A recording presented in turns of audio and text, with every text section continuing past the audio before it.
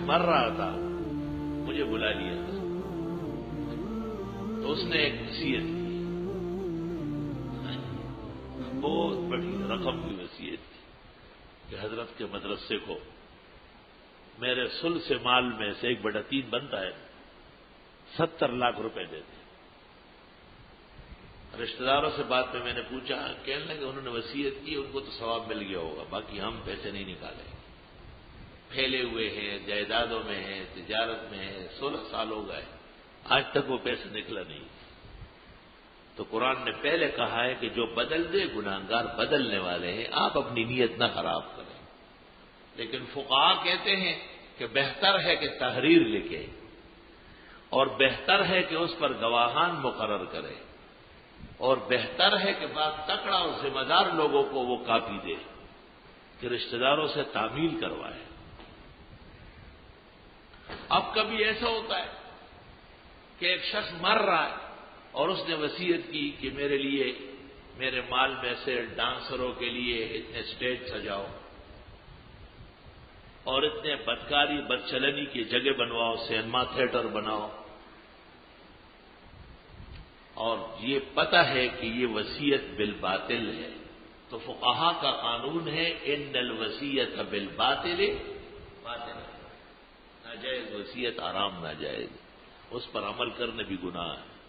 قرآن پاک اس کو ذکر کرتا ہے، فمن خاف من موص جنفا، جو ڈرتا ہو وصیت کرنے والے سے کہ یہ زیادتی کر لے گا، جنفن زیادتی ظلم، او اثمن یا گناہ کر لے گا، گناہ کی باتوں کی کہہ دے گا، فاصلح بینہم، اس نے اصلاح کی ان کے درمیان، فلا اثم علیہ، اس بدلنے پر کوئی گناہ نہیں، ان اللہ غفور الرحیم۔ فقہا نے اس کی مثال بھی دی کہ عمر بھر نماز پڑھتا تھا ایک امام کے پیچھے، اور مرنے کے بعد کہا کہ وہ فلاں شہر کا عالم دین، فلاں جگہ کا امام، اگر وہ پہنچ گیا فلاں پیر صاحب تو وہ نماز پڑھا لے، یہ غلط طریقہ ہے، حرام ناجائز۔ چاہیے کہ اس وصیت کو چھوڑے اور محلے کا امام پڑھائے۔ یہاں ایک صورتحال پیش آ گئی تھی، ایک شخص یہی نمازیں پڑھتا تھا، 5 تو یہ نہیں پڑھتے، لیکن جتنے اس نے پڑھنی ہوتی تھی وہ یہاں پڑھتا تھا، جمعے میں ہوتا تھا، عیدین میں ہوتا تھا، تراویح میں ہوتا تھا۔ پھر جب وہ مر گیا تو اس نے کہہ دیا ہوگا، ایک سیاسی جماعت جو اپنے آپ کو مذہبی جماعت کہتی ہے، کہ ان کا فلاں پروفیسر جنازہ پڑھائے گا، مجھ سے کہلوایا، میں نے کہا نہیں میں پڑھاؤں گا، کہا ان کے لیے وصیت کی، میں نے کہا وصیت باطل ہے۔ لے دے درمیان میں ہوتی رہی، میں اپنے مسئلے پہ قائم تھا۔ پھر کہنے لگے کہ ہم کو آپ کو ایک فتویٰ مل گیا ہے، اس فتوے میں مستفتی حضرت مولانا حافظ قاری مفتاح اللہ صاحب ہیں، ان کے محلے میں کسی نے اپنے پیر سے جنازہ پڑھوایا، انہوں نے مجھ سے استفتاء کیا کہ اس پر فقہی مسئلہ کیا ہے۔ میں نے طویل جواب لکھا ہے بہت کتابوں کی روشنی میں، اور اخیر میں لکھا ہے کہ بہتر یہ ہے کہ اس آنے والے مہمان کو مقامی امام اجازت دے دے،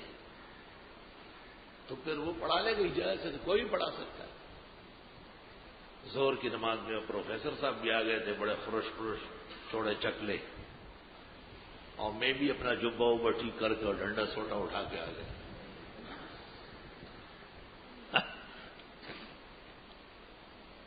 نماز کے بعد جنازے کا اعلان ہوا اور میں جا کے وہاں میت کے سامنے کھڑا ہو گئے، تو انہوں نے مجھے کہا حضرت یہ ایک فتویٰ ہے کہ آپ کا ہے، میں نے کہا میرا ہے، کہ اس میں لکھا ہے کہ بہتر ہے کہ وہ آنے والے مہمان کو امام الحی اجازت دے دیں، تو اگر آپ مجھے اجازت دیں تو آپ کی اجازت سے تو پڑھا سکتا ہوں، یہ میت کی وصیت سے تو نہ ہوا، آپ کی اجازت سے ہوا۔ تو میں نے کہا یہ میں نے آگے لکھا ہے کہ اہل حق حضرات، آپ اہل باطل ہیں، آپ جس جماعت سے تعلق رکھتے اہل حق کا اتفاق ہے کہ وہ گمراہ صحابہ کی گستاخ جماعت ہے، تو اگر آپ نے میرے محترم مہمان کو اجازت دلانی ہے تو مولانا سلیم اللہ خان صاحب،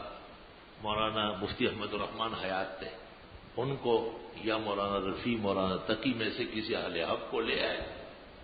یقیناً میں ان سے کہوں گا حضرت آپ پڑھائے، باقی آپ اہل حق نے اہل باطل ہے، سب میں سیدھے ہو جاؤ. اور سب میں سیدھے میں نے کہا اللہ اکبر جو سلور ڈزا میں چوک کے بجانا ختم شو